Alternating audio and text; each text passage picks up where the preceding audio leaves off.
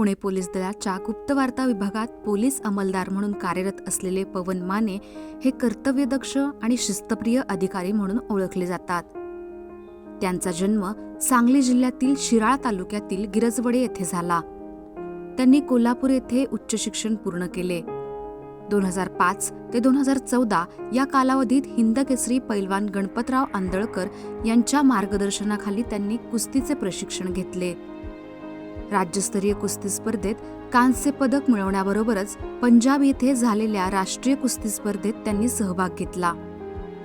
2014 मध्ये त्यांची पुणे पोलीस दलात निवड झाली. अकोला येथील पोलीस प्रशिक्षण केंद्रात प्रशिक्षण पूर्ण केल्यानंतर ते गुप्तवार्ता विभागात कार्यरत झाले. सेवा काळात त्यांनी नागरिकांच्या सुरक्षितेच्या दृष्टीने अनेक महत्त्वाच्या जबाबदाऱ्या यशस्वीपणे पार पाडल्या असून त्यांच्या कार्याची विविध स्तरांवर दखल घेण्यात आली.